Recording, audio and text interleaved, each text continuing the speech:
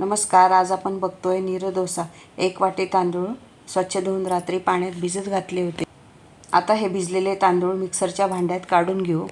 यामध्ये घालायचं आहे आपल्याला अर्धी वाटी किसलेलं ओलं खोबरं आणि मिक्सर फिरवून घ्यायचं.